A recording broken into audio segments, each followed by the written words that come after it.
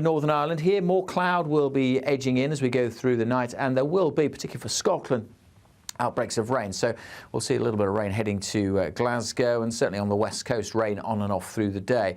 For eastern Scotland, though, I suspect, we may see a few showers, but generally here skies should brighten up. Some cloud will bubble up over northern England and Wales, maybe one or two showers here, the odd shower for the north coast of Northern Ireland. But for many, it's dry. And over the Midlands, much of eastern England, southern England, a fine day, a fine autumnal day, with temperatures a touch below the average for the end of September, but the winds will be lighter tomorrow compared to today. On Sunday, though, we do have to talk about the winds picking up in the southwest. A fine, bright start for many, a few showers in northern Scotland, but the winds whipping up here. We do have a Met Office yellow warning in place for the coast of Wales and southwest England. Those gusty winds could cause some disruption. Rain coming in here as well, but for many, much of the day will be dry again. That warm feeling inside from Boxed Boilers, sponsors of weather on GB News. There's an incredible on demand. Good luck. GB News Breakfast. Every day from 6 a.m. You know, is the fact that electric blanket sales going up actually a good thing? This means that people are switched on to the problems that the winter might hold, that they might have some defence against it, or is it a real indictment of a Labour government that they aren't going to be able to, support elderly people in their hour of need? Good morning, by the way. Morning. I think the sale of electric blankets may well be because we've had this cold snap because of the Arctic weather coming in from the north. However, I think it's an absolute reality that, as your clip said, that over 800,000 elderly people who are eligible for the winter fuel allowance, who can get pension credits, are struggling to apply. And so what is absolutely essential at the moment is that all of those older people who are eligible for pension credits do apply and do get what's owed to them. The benefits are owed to them. And the average that people will get through pension credits is about £78 a week. So that's definitely going to make a massive difference to people who are really struggling. What can organisations like yours do to encourage people to, educate themselves on technology and make that first step into the digital world, which is very intimidating at times? Absolutely, and that's what we do at Good Things Foundation. So we're a national charity. We work all across the whole of the UK. And in your clip there, you had Links Digital, and they're a member of what we call the National Digital Inclusion Network, which is a network of local charities, small local community organisations, food banks, job centres, old people's clubs. So anyone, any organisation at that local level. GB News, the People's Channel. Welcome to State of the Nation, daily plunge into the stories shaping our country. I'm Jacob Rees-Mogg, and Monday to Thursday we bring you the insights, the facts, the truth about how our country is being governed. Because what happens in Downing Street matters down your street. Tune in to State of the Nation every Monday to Thursday, 8 to 9 o'clock. Only on GB News, the People's Channel, Britain's news channel.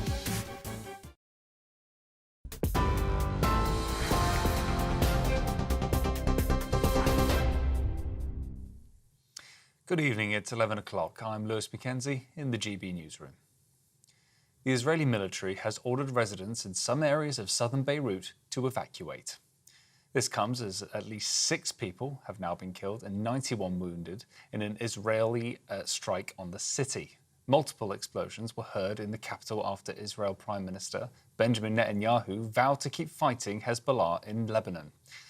The IDF say they conducted a precise strike on the central headquarters of the proscribed terrorist organisation.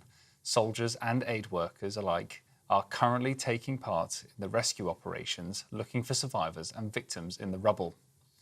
Reacting to the attack, the United States Secretary of State Antony Blinken says Israel has the right to defend itself against terrorism, but refused to make further comment until they knew more information about the current strikes. On the events of the last hours, we are still gathering information, making sure that we fully understand what happened, what the intent was, and until we have that information, I can't address in detail our response to it. So we'll continue to work on that in the hours ahead. Barristers representing alleged victims of Mohammed al-Fayed say there are now 60 survivors and they have credible evidence of abuse at Fulham Football Club. The former Harrods and Fulham FC owner is accused of multiple sexual assaults after a BBC investigation was published last week. A spokesman for Justice for Harrods Survivors, a group of barristers representing the alleged victims, says there has been an enormous response to the investigation. One of the alleged victims has spoken exclusively to GB News. He had this look in his eyes, and I'll never forget it. It was like a monstrous, I'm going to get what I want from you. You know, I don't care how you feel. And I do think because it was in a public place, so to speak, he would have gone further had he could. I think he was worried somebody might come in or I might have started screaming or something like that. So he made his exit pretty quickly. And I think he would have definitely raped me if he'd had half the chance, 100%. More than 180 flood warnings are in place across England after days of heavy rain. Images posted on social media show tracks at a train station in Shropshire completely submerged in rainwater. The Met Office says northern and central parts of England and Wales have been hit the hardest. And Dame Maggie Smith, known for the Harry Potter films and Downton Abbey, has died at the age of 89. Her family released a statement saying she passed away peacefully in hospital early this morning. She leaves 2 sons and 5 loving grandchildren who were devastated by the loss of their extraordinary mother and grandmother. Well, those are your latest GB News headlines. I've been Lewis Mackenzie. For the very latest GB News direct to your smartphone, sign up to News Alerts by scanning the QR code or go to gbnews.com/alerts.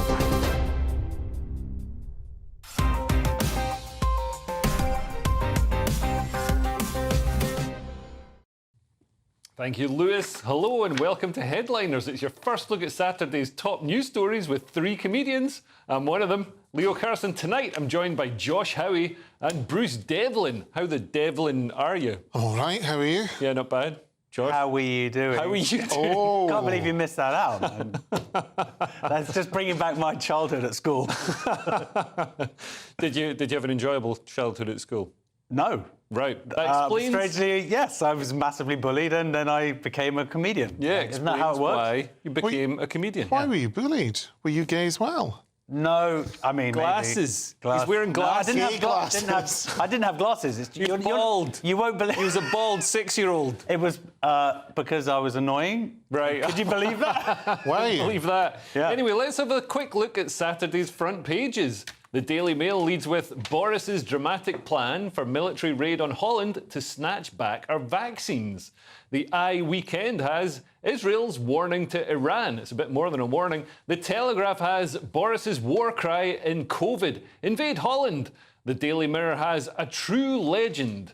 The Times has tuition fees to rise, but grants are going to return too.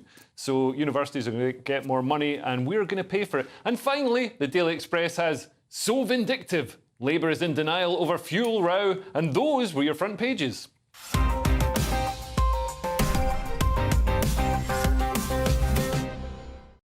And let's have a closer look at those front pages, starting with The Guardian, Josh. This is very exciting. Very exciting. The Guardian has produced the definitive Guardian cover ever. Like, this is the one that will be put in a museum to define this era of Guardian readership. So you've got a photo of David Bowie, of course. You've got a Malcolm Gladwell piece. You've got Ottolenghi Curry's. And then we've got a thing like damning Israel.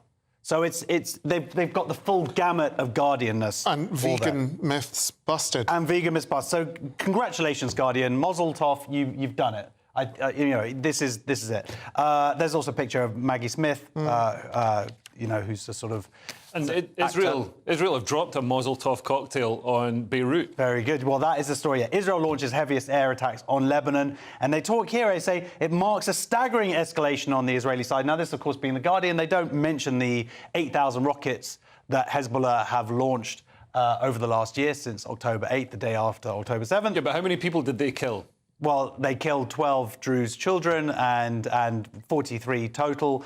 And So Israel, probably... surprisingly, has had enough. And they've gone, we had the pager, brilliant sort of James Bond-y type attack. And then this is now, they've gone for the leader. And the big question is he still alive or not? This is Hassan Nasrallah. And well, somebody should page him. Very good. So we don't know. They're saying that he's alive. And then Israel's like, nah, we got him. And it was a big old bunker. If you've seen the footage, it's pretty insane. It's just it's a big bomb. Yeah. It's a big bomb. Well, yeah, this wasn't even just one tower block. This was several tower blocks, Bruce. And they've dropped, bunker busting JDAMs, American heavy munitions onto these blocks, and basically just leveled an entire city block in Beirut to rubble. It's really, taking it back to the 1980s. Well, I have been to Beirut on a day trip, yes, when I was in Doha for work, and you could still see from the first time around all the kind of damage or whatever, so I would imagine now it's just completely... One block, I mean, it should be... This was deliberate policy, by the way, don't want to get too serious, but of Hezbollah to build their bunker in residential areas. That's their policy. They want civilians to die. Hopefully, the fewest amount of civilians died if possible. Hopefully, the most amount of Hezbollah terrorists were killed. Yeah, but there will be heavy civilian deaths with this. We'll see. Unfortunately, and obviously some people are saying that they're calling the Israel colonists. This is a sort of colonial invasion, which is ridiculous because there's obviously no intention to occupy Lebanon in a long-term capacity, and there are no Israeli troops on the ground. And if people are going to look at who's colonising who, I mean, Lebanon was a formerly Christian country back when it was stable and prosperous. Then had 25 years of civil war. I'm not sure what happened. Who went there? Maybe somebody should look into that before they criticise Israel too much. Bruce, moving on, what's on the cover of the Telegraph? What isn't there on the cover of the Telegraph? That's what they pack it in, don't they? It's a potpourri of delight. It's a Pandora's box. You've got Harry and Meghan. I don't know what they're moaning about now. You've got someone talking about Meta's smart glasses, and they are mega boring, apparently. Oh, really? Because have you seen? Are you guys on Instagram? No. We're X all the way, baby. Oh, X all the way. I got my account removed, but more of that later. And still never had it back. But there is a thing. I posted it as well, basically saying that you don't agree for your photos to be the property of Meta and all this kind of stuff. But I think it's all a pile of plop, to be quite honest with you. The other thing is that £16,000 for Starmer from Ali for slacks. And this was extra. This is on top of This was on top of everything. Previously announced. And him hiding out allegedly in his penthouse. He was like suddenly it wasn't for office stuff like we said. It turns out it was for clothes. So basically, Lord Ali is kind of like his pimp. He likes his PM to look good. Yeah. And the best dressed PM. And this is what's happened. So it's more hypocrisy. This is really starting to unravel for Starmer. It's like he keeps saying, I've been fully transparent and I've been above and beyond the call, and then more stuff comes out and it's like, you weren't that transparent. He hasn't. Do you think he'll make it through the 4 years? Or I do. You do? Yeah, I do. But it's just not a good look, and it just shows the hypocrisy there. You can't... There are so many tweets that Labour put out over the last 10 years that are going to come back and bite them on the butt. Just delete your accounts, guys. Yeah. Because this is going to be endless. This is the P. Diddy party of politics. And there's a story there about the lead story, Boris's war cry to invade Holland. I think this might be a bit glam. But when he says he wants to seize the vaccines, is he going to suck them out of people's arms? The ones that are already in, or is this new stocks? This isn't recently. This is back during COVID times. This is when he was our Prime Minister. Do you know something? There we go. I mean, I'm still mourning the end of dynasty. Moving on, Josh, we've got what's on the front cover of the Times. Yeah, tuition fees to rise, but grants return too. And I think this is pretty good. The universities in this country are struggling. It hasn't gone up since... It's been about £9,000 for 8 years or something. Inflation has gone up in that time, so they're talking about it going up, and it seems like a lot. It'll go up to £10,500. That's a 13.5% jump. But they are also talking about bringing back grants for those who need it. I personally think that that's a good idea. I think that maybe we went a little bit too far as a country, like everybody's got to go to university. That's just not true, and it's certainly not something that I advise to my kids. But for those who want to, who come from more disadvantaged backgrounds, the ability for our government to help pay for that, I think, is a good. But this, contribute. what do universities need money for? It's just a building with some communists in it. Should and cost some nothing books. to Well, run. they need money for books, don't they? Well, they've got the books That's all already. digital now. Is it? Yeah. In fact, all the courses are just filmed. Yeah. Really, you don't need to go to university. You don't need to go. You can just go on Everything's a YouTube. hoax. There's lots of tutorials on YouTube. I was at a 50th birthday recently, and a girl that I was at secondary school with came up. I didn't recognise her, but she recognised me, and she was telling me that she wanted to. Well, exactly. We're both redheads, and she wanted both her children to do modern apprenticeships and not go to university because if they didn't choose to study in Scotland, she couldn't afford it. Right. There we go. Well, but there we also, go. I think doing a modern apprenticeship, you're probably going to learn more and earn more, which is what university should be all about. Was that your motto when you were running for office? It wasn't my motto at university. Are there apprenticeships at Costco for baby oil? Don't even joke. Costco is a great place to work. They get the money and they get all the I good like stuff. Costco. I'm a big Costco fan. Yeah. Am I allowed to say that? I don't know.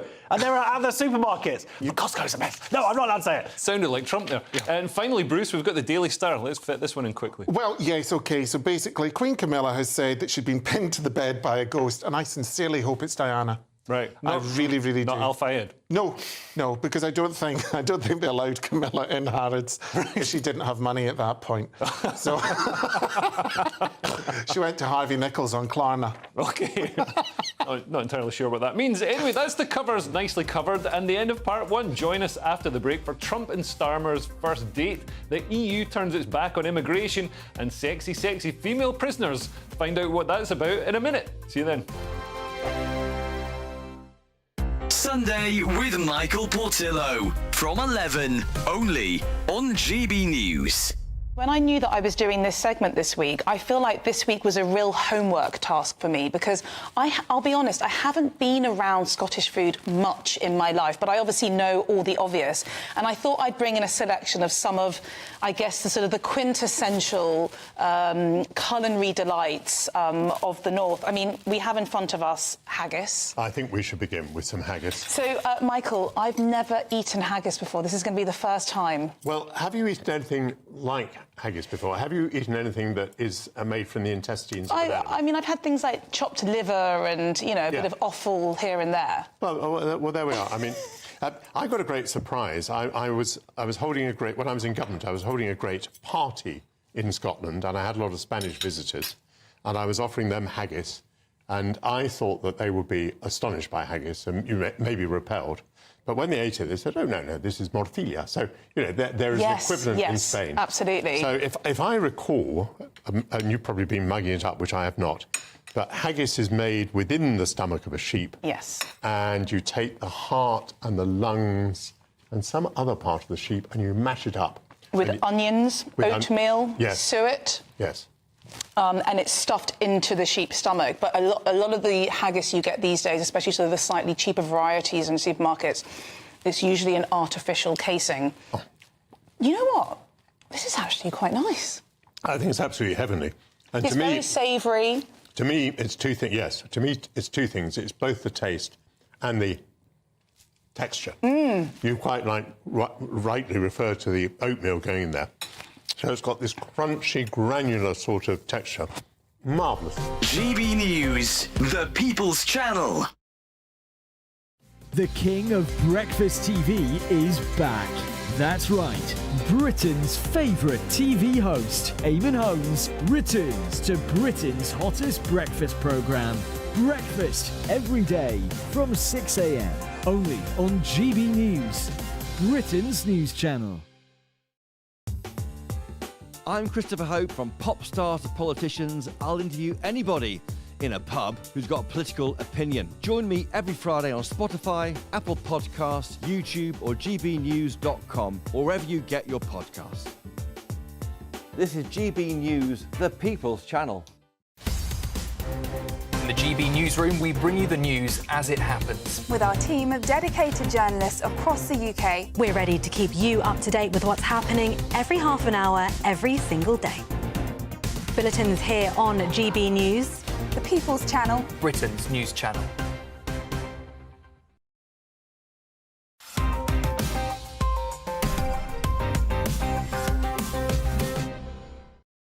Welcome back to Headliners. She's a lesbian. First look at Saturday's papers. Apparently so. Say that when she's in the room. I probably shouldn't say that. I'm probably incriminating myself. And I'm still here with the meaty, manly combo of Josh Howie and Bruce Devlin. And kicking off this section with The Sun. And Donald Trump has shown his political ignorance by describing Keir Starmer as popular. He's sure, yeah. Keir Starmer meets Donald Trump for 2-hour dinner after calling PM very nice and popular. We don't know anything that was said in the meeting, or there's been no kind of like standing together and like, oh, we're best friends now or anything like that. But it's sort of, it shows a certain level of maturity from Starmer to be like, OK, this is the possible future leader of the free world. I better start sucking up now. I mean, that's a pretty minimal level of maturity. If you're not maturity. I mean, but he's doing his job. Of course, people on the left, when you play purity politics and you should never stand next to anybody who doesn't agree with everything that you agree with, then this is like a big deal for him. Like, he's also been hanging out with the Italian Prime Minister as well, who everyone was like, she's far right, but it's like, oh, you suddenly have to work together, and now she's palpably OK. Yeah. But yes, it is quite amusing how Donald Trump just sort of doesn't understand the UK political system at all, and how he's just sort of like, yeah, he had a great election and he had more seats than he was allowed to have. It's like, no, that our system is... Well, there's a certain amount of truth in there. I mean, Donald Trump, as ever, says something that seems to make no sense, but it kind of does make sense because Reform picked up a huge proportion of the votes. I think they actually got more votes than the Liberal Democrats, is that correct? But they got far fewer seats. But I think that was the case with UKIP in the election that returned a load of the first, SNP victory, if you see what I mean. If we had proportional representation, apparently there would have been more UKIP than there would have been SNP. Yeah, but that's our system. That's the way that it works. Yeah, but it's still an unfairness to the system. Well, arguably, it's we're a great democracy. We created democracy. Yeah, but that is an unfairness. If there's no representation... Well, but we wanted... and the other thing is we had a vote for proportional representation and we rejected it. Yeah, so the vote was probably rigged, like these ones are. What's interesting as well, Bruce, is that so many people in Labour, as Josh mentioned, aren't at all ready to sit next to Trump. I mean, David Lammy, who's the Foreign Secretary now, amazingly, has described Trump as a neo-Nazi sympathising sociopath, which seems to be a medical diagnosis as well as an outright lie. This is the problem with the internet. But Dame Angela Eagle, who I do believe is actually Vivienne Westwood, because they look very like. Vivienne's dead, unfortunately. She said the Republican helped breed overt racism with vitriol against migrants. Also, what I was disappointed in... Can you breed those two things? I have no idea. In a petri dish? Like Andrew Neil's hair? Because I think that's where that's bred. There was no hand-holding. Do you remember when he held Theresa's hand? Yeah. Yeah. And that would have been a lovely soft hand. He also might be intimidated by, his hand. Trump is very paranoid about his small hands. Right. And I think Starmer, for all of his faults, has big hands. That's the one good thing about Starmer. That's going to win him back in the public favour. He's got big hands. Over and above the hands, do you think he's jealous of Keir's hair? Because whatever you think about Keir, that's a good head of hair. Yeah. I'm jealous of Keir's. Why'd you cut to me? Why are you cutting to me? I think that's rude, Josh. We've got the Daily Mail now, and Stop Oil have been locked up for throwing soup on Van Gogh's iconic painting of sunflowers. Do they hate oil so much that they even hate oil paintings, Bruce? Well, there's a couple of things that people are worried what's in the soup. We don't know the brand of the soup. Yeah. That is the point, right? So apparently the pair, there's two girls that have been, one Plummer and Holland. Holland was handed 20 months jail time. The judge told Plummer, who was handed a criminal behaviour order, you clearly think your beliefs give you the right to commit crimes when you feel like it. You do not. And Plummer, representing herself, because of course she would be representing herself because she's nothing else to do because she's a Trustafarian boot. My choice is to accept whatever sentence I receive with a smile. But they were seen going to the Trafalgar Square Tesco the day ahead, and we still don't know what brand, because this is what people are worried about. Although there was protective glass, which I don't think is an argument. That's a bit like kind of saying, the frame's 400 years old, that's OK. It's a bit like... It was like 30 grand of damage already. Yeah, exactly. And stop it. And, in a cost of living crisis, I've said this before, why are you throwing food around? Yeah. That is the whole thing. And I get your aims, but I think you really negate the cause. And also, your aims have been achieved. Labour are now in power, and they've got an incredibly progressive, and I'm not saying that as a positive thing, an incredibly progressive energy policy. They've put an end to North Sea oil and gas. There's going to be no new exploration, and they're going to be pumping taxpayers' money into their buddies' green energy schemes. Yeah, they did it when the two have gone to jail. One of them's called something Plummer, the most posh, Phoebe Plummer, the poshest name ever, and they wouldn't give up their mastermind. So they've got their 2 years, but it's like the idea is there was a mastermind. Okay, got to go to Tesco. Now you pay cash. Okay, whatever you do, don't pay credit card when you buy the soup. Then you're going to get the bus. Get the Oyster card, but don't. So the idea of this requires some sort of mastermind for just this vandalism that threatens the legacy of what belongs to us all. Yeah. Like, we're all on a world. The world, yes, there is pollution and we should protect that, but then we also have created art, and that is part of the legacy of the world as well. Yet you want to destroy that. It's so stupid. These people deserve every second of jail time that they get, and so do these new ridiculous people as well. And with the talk of a mastermind, I mean, there might not be a mastermind. I don't think there are many minds functioning particularly rapidly in Just Stop Oil, but there are funders and backers. I mean, Dale Vince, who's one of the beneficiaries... But he doesn't fund it anymore. Well, he doesn't fund it anymore, but he has funded it hugely in the past, before he tried to distance himself when he realised it could be dangerous. Does he not have some kind of green airline called EcoJet? It's Ecotricity. He's got a green energy company. He's a green energy tycoon, and he's worth over £100 million, and he's Ecotricity receive millions of pounds. But he's like Batman, where he adds eco instead of like a batarang, bat car, Batmobile. Sorry, friends, geeky friends. He's like eco everything. He's got the eco-rang. And so the people who say eat the rich just nibble around the edges of him because he's put eco in front of his name. So he's a good multi-millionaire. I thought you meant because he was gassy. That's why you had to nibble around. He's probably that as well. What really annoys me is the recent the arrest before this. There was a mother that said, "Oh, my daughter didn't do anything." It's like they think they're above the law, as Jean Brodie would say, above the common moral code. But she said, "Oh, my daughter can't go to my son's wedding." Well, good, because she'd probably try and destroy that, because all the food would be cooked on gas and they would be going in diesel cars. Well, the best thing about that was when people put online said, No, let her out and then do a protest so she wouldn't be able to make it. That's a good idea. We've got The Guardian next, Josh, and Europe has finally decided enough is enough and is closing its borders to migrants, leaving Britain as the only place still welcoming everyone in. This isn't how Brexit was supposed to work, is it? No, anti-immigration mood sweeping EU threatens its new asylum strategy. This is something that the EU has been putting through for the last 10 years, and just as they're kind of going, yeah, brilliant, we're all going to sign it, suddenly they've all gone, actually, maybe we should have a little rethink here, because what this Guardian article, surprise, surprise, fails to mention, even though it talks about the far right getting in and all these countries who are sort of making all these decisions about curbing migration, they haven't said why. Why has suddenly the whole of Europe gone, oh, actually, maybe this is not a particularly good idea? That is the frustrating thing, but then that's The Guardian. And why is Europe... Crime. Crime, sex crime, lots of crime, murders, bombings, Sweden... You know, it's just... Stabbings, yeah, so not terrorism. Yeah. All these things that just, they're not great, really. People haven't warmed to the terrorism and the stabbings, Bruce. Strange. No, and they haven't warmed to Scots in England either, so I don't know if those two are inextricably linked. I was screamed at crossing the border today. Oh, really? By which side? The Just Stop Oil people, because I was on a plane. And, I mean, we have seen...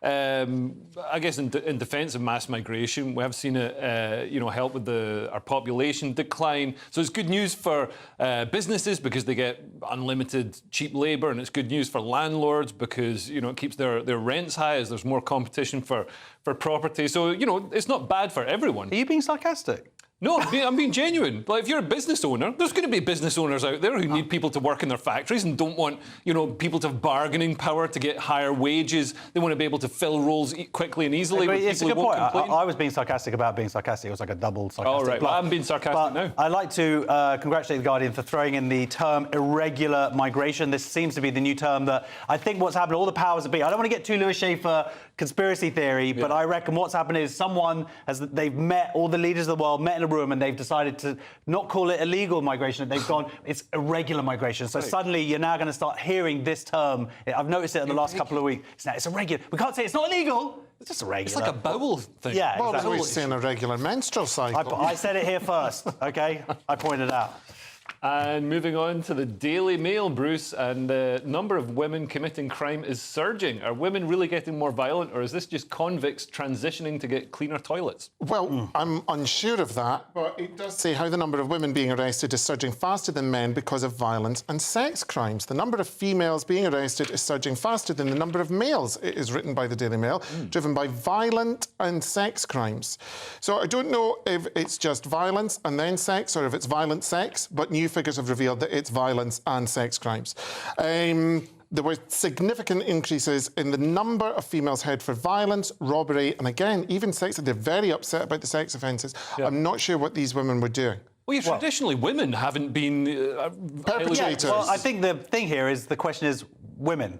Like, are they women? Are they women, or is this just the redefinition of women to include male sex offenders? Because a lot of police sources around the country have been registering people according to how they identify as opposed to their biological sex. So you do see here a 27% increase from 237 to 1,000 or whatever. That seems more than 27% if my maths is correct. But anyway, I'm imagining that part of that is certainly going to be the increase. They're trying to say, oh, it's because we've got more police, so they managed to arrest more. It's like, no, it's because they don't know what a woman is. The good news is the Labour, of course, are going to be, getting rid of female jails, so all of these female sex offenders can be back out. Because they're going to be housed in residential centres. So they want to chat. Well, this is just to encourage more male criminals to transition. You can transition during your court case, and then the victim and the judge and everybody has to refer to you with your new pronouns. It's mental. If they're going to be released to a female, safe place instead of being put in a prison.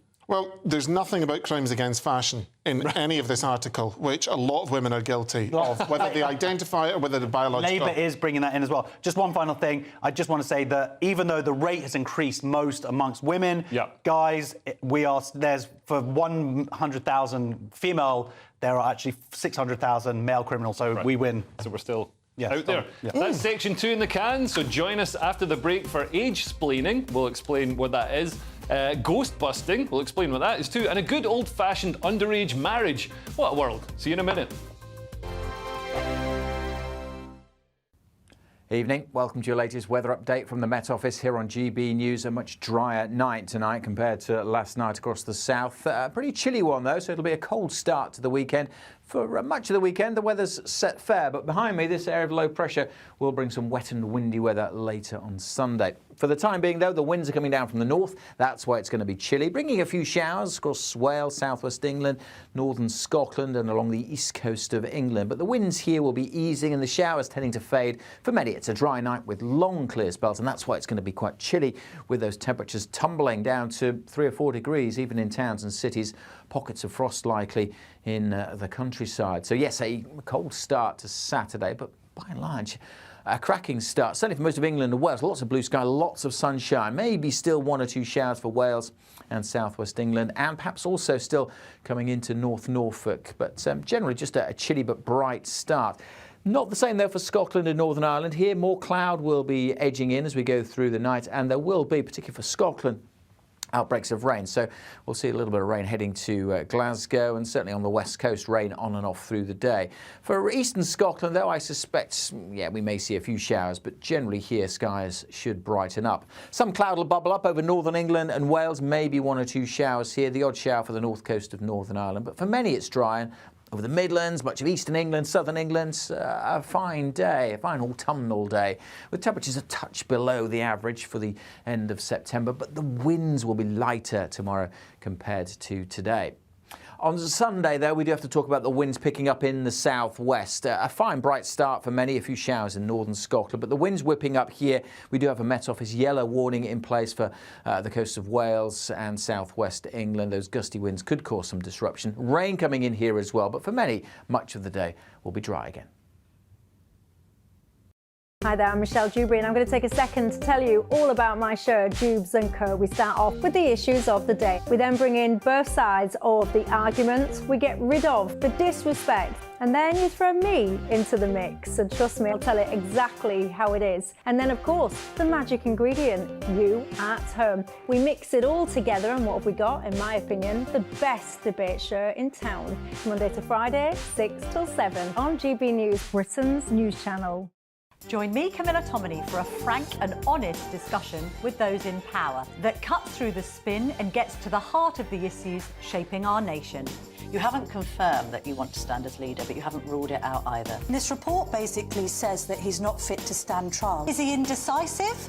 Incompetent? I deliver the dose of reality Westminster needs. That's the Camilla Tominey Show at 9:30 every Sunday on GB News, the People's Channel, Britain's news channel.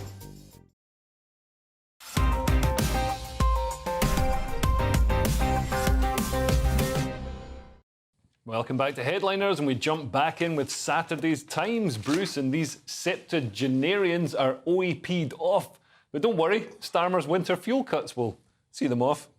There was an interesting meme on something, and it was how pensioners are going to keep warm this winter, and it was a coffin going into a crematorium. So we are more than a number. Over 70s rage against more than age. a number. They're more than a number. That was like that thing, Patrick McGowan, the prisoner. Oh, the prisoner, yeah. I'm not, but I'm a free man. Yeah. And that space You'd thing. need to be over 70 to get that reference. Well, exactly. So look at us, Botox. So you may have heard of mansplaining, when a man explains something to a woman in a way that's regarded condescending or patronising, but how about age-splaining? So this is basically younger people speaking to them like that. Hello, dear, how are you? In the same way that a lot of British holidaymakers try and do the Duolingo thing by just speaking very and then saying Patatas something fritas. See. You can turn any word Spanish by just adding a at the end. Did you know that? Old age pensioner. Yeah, but I wish people would talk to me like this. I can never hear what people are saying, especially young people, because they mumble. They do mumble. You're right. Because the amount of time, because I refuse to say, can you say that again? I just go, This is, as someone's pointed out, this is essentially a word, this is just ageism. Yeah. Yes. But they're trying to frame it as like positive ageism. Yes. So it's like, you're trying to be nice. Really what this is people trying to be nice to old people. Yeah. And all these old people are whining away about, oh no, they're speaking to me. Just be grateful that we're talking to you. That seems like a little bit ungrateful. This is a bit, I lived with my grandma for 4 years. And the fact is, you've got to speak a bit slower and a bit louder with some old people. I had to with her. And, sign the will into my name, Grandma. We've got The Guardian now. Miss you, Grandma. And teenage girls are being forced into underage marriage. Which part of Birmingham is this happening in, Josh? Well, it's Sudan, South Sudan, and yes, a teenage bride wed for a record price, the marriage competition that divided a nation. This is outlawed in Sudan, but surprise, surprise, it still goes on. And she's 14 years old. Her mum's saying she's 14. Her uncle says she's 14. But her dad, who's about to make a load of money, is suddenly like, no, she's definitely 19 or whatever. Jeez. And this has kind of gripped the country. It's sort of like the opposite of your average dad. Your normal dad. Well, this is... and it's like, is slavery still a bad thing? Because this is what it essentially is. They're bidding for her, marry these two guys. They've gone up to $44,000 or whatever. And... this is not a good cultural practice. The idea that we should be like, oh, well, this is what they do over in that country and we have to respect these traditions. No, we can take a moral stand and say it's wrong that a 14-year-old girl is being sold to the highest bidder. That's morally wrong. Yeah, or we could bring these cultures over to the UK and make them normal here, like we've done with female genital mutilation. We'll put a pin in that. I'm just thinking £33,000 for... You're not thinking of buying one? No, I don't have time, in all honesty. But you got the money? Yeah. No, I'm good. I'm not in the market to have a woman in the house full time. It's just, it's not my bag. It's not my vibe. It's not my thing. No. You know, I don't understand the assignment. Slay. £33,000 isn't a huge amount for a human life. Yeah. I've spent more on a bag in the Harrods sale. And you know what that was funding? Similar stuff. And the numbers are incredible. I mean, globally, 122 million girls are married in childhood every year, according to UNICEF. Yeah, it's horrific that this stuff is going on, that it's allowed to go on, that it is sort of seen as somehow... Yeah. I don't know, it's just very upsetting. This is horrendous because an Edinburgh University-led report on bride peace system in South Sudan said customary courts often accept menstruation as the criteria for the eligibility to marry. That is barbaric, isn't it? You're just saying the word menstruation is like barbaric. No. Oh, okay, fine. No, I think you're just being silly. I am being silly. Just trying to make it a bit lighter, this slavery child bride story. We've got The Independent next with a story about the calamitous female Ghostbusters remake, and according to the director, who are you going to blame? Donald Trump. Hey, that's a good one. Yeah, that's Donald Trump. Now, do you pronounce his name Feig? Paul Feig? Paul Feig has opened up on the discourse surrounding the reboot of the Ghostbusters and the political backlash it received. So basically, what Donald Trump had said was, and this was on X, he came out against the film. He said, they're remaking Indiana Jones without Harrison Ford. You can't do that. And now they're making Ghostbusters with only women. What's going on? And got all very upset. My point about it would be, Kristen Wiig and Melissa McCarthy are the same in every film they do, in my opinion. They really are. Kristen Wiig was fantastic as Liza Minnelli on Saturday Night Live, trying to put out a light. But Melissa McCarthy is the same in everything. Maybe that was the problem. No, just the same in terms of that kind of repetitive sarcasm. But from an overweight person. Wow, she's thinner now. The other interesting thing is Trump has brought out a line of watches that are $100,000 each. Wow. Yeah, well, that's what, you know, for his small hands. Should be cheaper. Every time a film like this comes out that is bad, like a remake, and they're trying to frame it here like, oh, they only did it because Bill Murray wouldn't sign up. He signed up to the new ones. You know, it was just an idea. It's like, no, they thought, oh, we've got to do female representation. We're going to do a female version of it. That, surprise, is not enough in and of itself to make it a good film. Paul Feig is actually a great director. He did Bridesmaids. Fantastic. Brilliant film. You know, but not enough male representation. Yeah, well, yeah. But this is the idea that people are sort of sexist because they would go, this film sucks. No, this film sucks because it was just badly written and just a rubbish rip-off of it. So that always is the thing that just super-duper frustrates me. So it's just go woke, go broke. Because they're focusing on the diversity quota and the powerful female representation instead of focusing on. I mean, there's plenty of films, successful films, really good films with powerful female characters. Alien. Like Aliens. Yeah, we always. That's the only one. We've got the Daily Mail now, and I swear we don't have a machine randomly generating these stories. A transgender prostitute who broke a female football player's knee is planning a return to playing football, and nobody can stop him. Certainly not the female players, because they're small and weak, Josh. Indeed. Transgender footballer boycotted by players in the Women's League after breaking rival's knee with a shot, scores 5 goals in a friendly as she plots comeback to the game. It's she, you bigot. Well, this is it. So, well, this story is a different kind of tackle. Boom, boom. He's got one about balls coming up. Comedy lap. Come on, that's my one joke of the week. Right. Which week? Yeah, well, all right, the month, fine.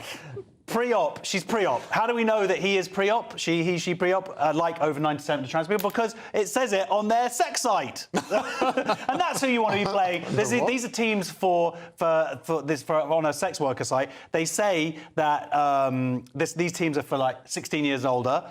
And they're like, you know what, I don't want my daughter, who does play football, by the way. Yeah. Actually, my daughter's just started football. She's got to drive an hour tomorrow to some football game or whatever. I want trans players to start on her team so I can now then go, no, I'm not allowing my daughter to play. That's my particular plan. But this is wrong. He is a big guy. This is cheating.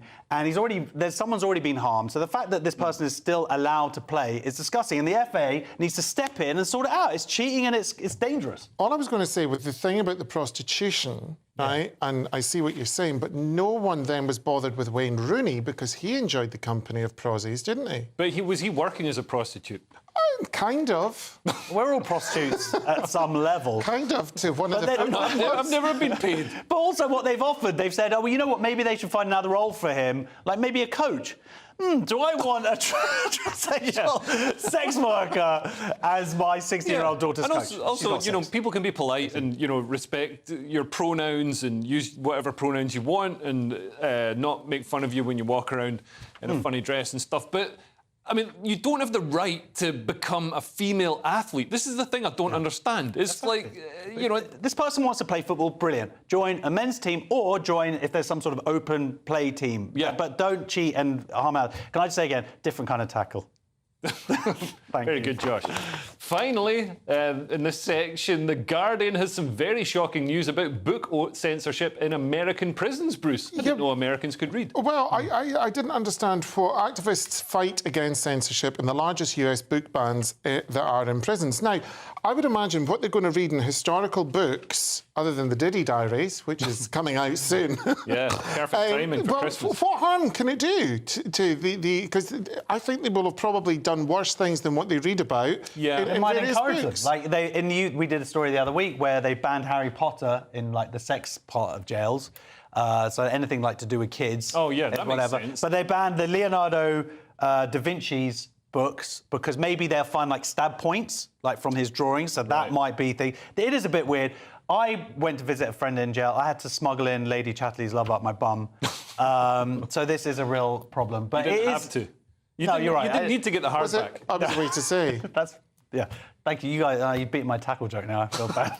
And you just improvised it. But yeah, there's a lot of talk of censorship of books in schools and whatnot, but this is the first time they've looked at the prisons. But really anything to encourage people, the more people read, the less likely they are to recommit crimes or commit crimes. What if it's a terrorist manifesto? Yes. What, the Bible? Oh, no, the Bible isn't a terrorist manifesto. It's the greatest book. You mean the of all Quran? time. Is that what you're saying, the Quran? You really shouldn't speak like that on telly. I wasn't. You were putting words in my mouth. But there's no way that you could mean the Bible. Had a book you up his obviously bum. you misspoke. I'm not going to be spoken to like that. I can't believe you said that. I'm shocked, Bruce, really. OK, before we all get in trouble, that's the penultimate section done and dusted. After the break, we'll find out what's the best penis type and should sex dolls lay off the biscuits. All that important stuff in just a moment. Sir Jacob Rees-Mogg's State of the Nation, Monday to Thursday from 8 p.m. One of the most eminent constitutional experts, Sir Vernon Bogdanor, has published his latest book, Making the Weather, 6 Politicians That Changed Modern Britain, covering 3 eminent figures on the left, Nye Bevan, Roy Jenkins and Tony Benn, as well as 3 on the right, Enoch Powell, Keith Joseph and Nigel Farage. We began by discussing the latter, the newly elected Member of Parliament for Clacton and leader of the Reform Party. I started by asking him how Nigel Farage has had such a fundamental effect on British politics. Well, it's not difficult to underline Nigel Farage's effect. He's partly, perhaps largely, responsible for Brexit, which, whether one's in favour of it or not, is the most consequential foreign policy decision we've made since the war. And he's also, I think, largely responsible for destroying 3 Conservative Prime Ministers, David Cameron, Theresa May and more recently Rishi Sunak. How's he done it? I think the answer's quite simple. He's a brilliant communicator. And that, in a way, is the first task of a politician, to be a communicator. The first task of an academic is to teach and write books. The first task of a politician is to be able to communicate. And sad to say, neither Keir Starmer nor Rishi Sunak, whatever their other virtues, are very good communicators. So I think that's the reason for his success. And Nigel's always been very good at communicating a complex issue through a simple message, and that has resonated with the people that he's trying to influence. Absolutely. He speaks to people with language they can understand. He doesn't use language they can't understand, like missions or strategic aims or management speak, which has really taken over both of the major parties, I think, frankly. GB News, the People's Channel. This is Britain's Newsroom, where your voice matters. It's just astonishing. With expert analysis and honest opinion, we don't just keep you informed. We bring you unique perspectives you won't see anywhere else. Can't argue with any of that. When the news happens, it happens here. On Britain's Newsroom, weekdays from 9:30 a.m. Only on GB News. Join me, Nana Akwe, for an informative, interactive news programme with a difference. It's fun. No, he didn't say that, Dave. I'm so surprised. I think there's an element of truth to that. Join me from 3 p.m. every weekend, only on GB News, Britain's news channel. The king of breakfast TV is back. That's right. Britain's favourite TV host, Eamon Holmes, returns to Britain's hottest breakfast programme. Breakfast every day from 6 a.m. only on GB News, Britain's news channel.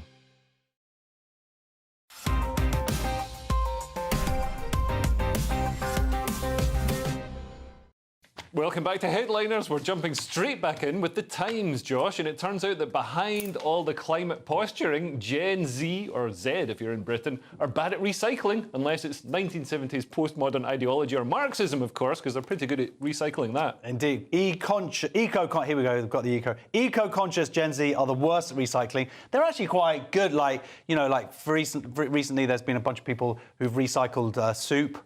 Yeah, they've done that quite well. So they can do recycling. But yeah, this is first of all, it's down a little bit recycling anyway. I think a lot of people are kind of seeing bin men just putting both of them in the same one and going, there's a bit of a thing going on here. Bit of a con going on here. But also, particularly 92% of Gen Zs admit to throwing something in the bin because they couldn't be bothered to clean it, i.e. in the wrong bin. Are you supposed to clean it? Yeah. Yeah. You're meant to rinse out your tubs and bottles. What do you do? Do I work for the government now? I've got a job for the government working as a recycling. For me, cleaning makes me feel happy, so I like to clean everything. But if I clean it, then I'm using gas, burning gas to heat the water to clean it. I'm using dangerous, toxic fairy liquid. I use rainwater. But yeah, this is. But this is just this story. Whilst not a huge story, for me, does perfectly encapsulate Gen Z because they're also, it says here, they're believed to be the most likely to call someone out if they see them throwing away something. So they're very massively hypocritical here. It reminds me of during COVID, a bunch of 19-year-olds started telling a bunch of parents off in the park, you're all closer than 2 meters. It's like, we're outside, we're in the park, COVID's over, and you still had a bunch of 19-year-olds being little fascists. The most upsetting thing about it is that the Gen Zs in Scotland are the lowest. They just do not do anything. Really? Lowest what? The lowest recyclers. Oh, really? They're too busy deep frying their own hands and licking off the batter. Delicious. But it's good to know that they like scolding people. They're into the nagging part of it. Moving on, we've got the Telegraph now, and lifeless bodies are powering machines. But this is the thing. Is it your time to go into the light? Not now. Cemeteries turned into solar farms without relatives being told. Valencia residents bemoan weird idea, say as the government wants to do this without consulting what they want to do in the cemeteries. If you have a tomb, which would mean you'd obviously have got quite a lot of money, I would imagine. Yeah. They want to put solar panels on the top of the tombs. I don't understand. It's like in a match with the marble. Well, I'm not necessarily sure, but the thing is, what the Spanish government are saying is, you only have these graves for 50 years, so we don't owe you anything and we can do what we like. Right. So that's the thing, you're not going into everlasting light, you're going into renewable light, but for only up to 50 years. Yeah, I think this is pretty... I think it's a good idea. A good idea. I mean, being useful after death, that's quite a good idea. They should also do some... I don't want to be useful after death. I don't want everybody to cry. I think they should put some wind farms in for the ghost. The ghost could kind of blow it, blow the wind farm. But I did read a thing here. It said, the local official admitted that relatives of the deceased, and I was reading a bit fast, I just admitted that the deceased had not been consulted. So I was thinking that, they'd got the Ouija board out and said, do you mind helping out? But really, it was that generation who got us into this mess. So I think they should help out. The good thing is they do say that cemeteries are a place of absolute quiet, something solar energy does not disturb. That's a good point. Beautiful, On to the Daily Star, Josh, and it's bad news for the Lizzo range of plastic companions. Good. Sex doll makers forced to introduce weight loss surgery for larger silicone lovers. I genuinely couldn't really understand much of this article because I am aware of sex dolls, of course. I got a couple, but I didn't realise that there's this thing about weight reduction. There's supposedly you've got to have. It's all about you want them heavy but firm or something like that. But some people want them lighter. And because they can actually be too heavy. On top of you. Yes, they're not going to smother you in your sleep, but they're very heavy. But then if you take the weight away from the doll, the silicone is less soft. You know a lot. I read the article. It does not say anything in this article about that. Do you think they'll design them injecting Ozempic? Possibly. Yeah. They'll work out some sort of digital asembic for them. We've got the sun next, Bruce, and some swingers are having a Robin Hood-themed orgy. Hopefully Little John doesn't get left out. Well, no, swingers will descend on Nottingham for a raunchy Robin Hood-themed treasure hunt before wild naked party in the woods. Now, this is the Purple Mamba Club. Good place. Good, who will good gig, host by the the way. nighttime portion of the, and wait for it, throbbing Hood swingers event. The members, Ofcom reasons we have to say. Now, it's very interesting because you have to pay. The event is scheduled for October the 5th. It's from 4 p.m. You're really giving those details out. With early bird tickets priced at £40. Now, this is what I don't understand. How much are they paying you? I'm being paid in tights. While couples can secure a spot for £10 and singletons £5, according to the What's the Jam. I don't know what the jam is. So wait a minute, it's cheaper. It's cheaper if you're single, just to go around. I wonder if Vicky McClure will be going, because she's a famous Nottingham person. Right. And she might enjoy a horizontal refreshment. I think people are going from all around. It's an interesting pricing structure, though. It's That's what I don't understand. There's also going to be live music. Very well. And, of course, drag. Well, sticking with that... What is new drag, then? How's that going to work? Oh, yeah, you'll just be naked. Well, you're with a lot born of makeup. naked and the rest is drag. Guy in a wig. Finally, Josh, we'll quickly tackle the issues of growers versus showers. Presumably, this is in reference to the differences between functional and competition vegetable farming. Nearly. Is it a grower or a shower? Scientists, I misread this, by the way. Is it a grower or a shower? But is it spraying water? Scientists reveal most common willy type. I can say it, penis. And it's saying, are you? And it turns out that I'm very disappointed with this article. I was very excited to find out where I am on the scale of it. It turns out 25% basically showers, 25% of growers, and then the rest they can't. It's not definitive, is what I'm saying. Who's doing the research? Well, like you don't know. I think what we're finding out is it depends how cold it is on the day. And on that note, the show is nearly over, so let's take another quick look at Saturday's front pages. The Daily Mail leads with Boris's dramatic plan for military raid on Holland to snatch back our vaccines. The Eye Weekend has Israel's warning to Iran. The Telegraph has Boris's war cry in COVID, invade Holland. The Daily Mirror has a true legend. The Times has tuition fees to rise but grants to return too. And finally, the Daily Express has so vindictive, Labour is in denial over fuel row. And those were your front pages. And that's all we have time for. Thank you so much to Josh and Bruce. You can see Josh again tomorrow. Bruce again tomorrow on my show at 8 p.m. And I'm back on Headliners tomorrow at 11 p.m. with Nick Dixon and Steve N. Allen after that. And if you're watching at 5 a.m, stay tuned for breakfast. Goodbye. That warm feeling inside from Boxed Boilers, sponsors of weather on GB News. Evening. Welcome to your latest weather update from the Met Office here on GB News. A much drier night tonight compared to last night across the south. A pretty chilly one, though, so it'll be a cold start to the weekend. For much of the weekend, the weather's set fair, but behind me, this area of low pressure will bring some wet and windy weather later on Sunday. For the time being, though, the winds are coming down from the north. That's why it's going to be chilly, bringing a few showers across Wales, southwest England, northern Scotland and along the east coast of England. But the winds here will be easing and the showers tending to fade. For many, it's a dry night with long clear spells, and that's why it's going to be quite chilly, with those temperatures tumbling down to 3 or 4 degrees, even in towns and cities. Pockets of frost likely in the countryside. So yes, a cold start to Saturday, but by and large, a cracking start, certainly for most of England and Wales. Lots of blue sky, lots of sunshine, maybe still 1 or 2 showers for Wales and southwest England, and perhaps also still coming into North Norfolk, but generally just a chilly but bright start. Not the same, though, for Scotland and Northern Ireland. Here, more cloud will be edging in as we go through the night, and there will be, particularly for Scotland, outbreaks of rain. So we'll see a little bit of rain heading to Glasgow, and certainly on the west coast, rain on and off through the day. For eastern Scotland, though, I suspect, we may see a few showers, but generally here, skies should brighten up. Some cloud will bubble up over northern England and Wales, maybe 1 or 2 showers here, the odd shower for the north coast of Northern Ireland. But for many, it's dry. And over the Midlands, much of eastern England, southern England, a fine day, a fine autumnal day, with temperatures a touch below the average for the end of September, but the winds will be lighter tomorrow compared to today. On Sunday, though, we do have to talk about the winds picking up in the southwest. A fine, bright start for many, a few showers in northern Scotland, but the winds whipping up here. We do have a Met Office yellow warning in place for the coast of Wales and southwest England. Those gusty winds could cause some disruption. Rain coming in here as well, but for many, much of the day will be dry again. A brighter outlook with Box Solar, sponsors of weather on GB News.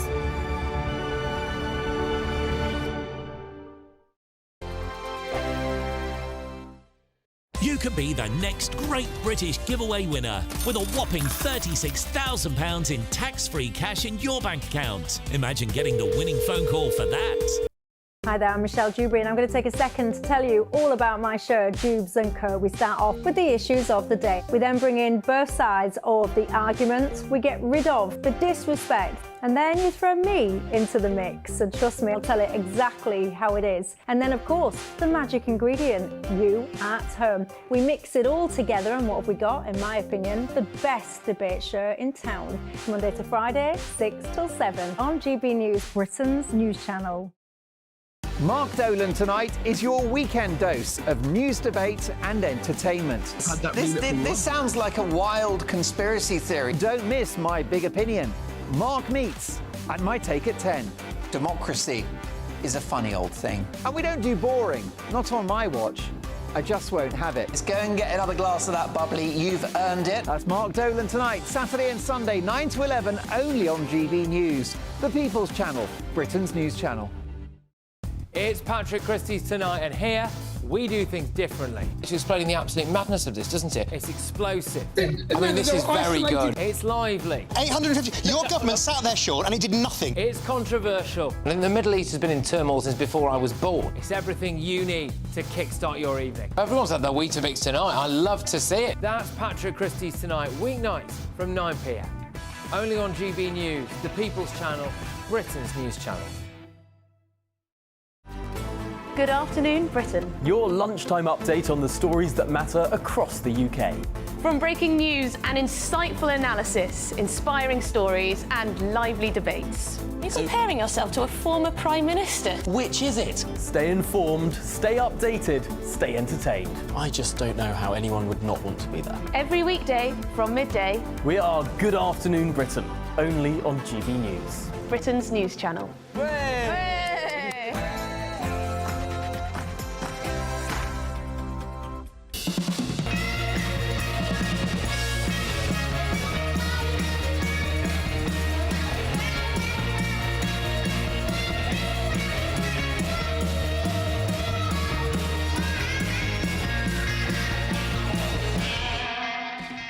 Welcome to Lee Anderson's Real World. Tonight on the show we've got former Labour MP Stephen Pound.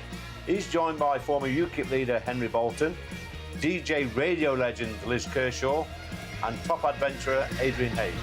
But first, let's go to the news.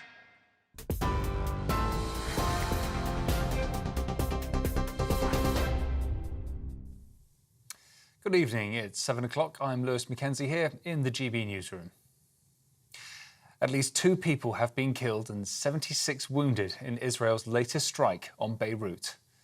Multiple explosions were heard in the capital after Israel's Prime Minister Benjamin Netanyahu vowed to keep fighting Hezbollah in Lebanon.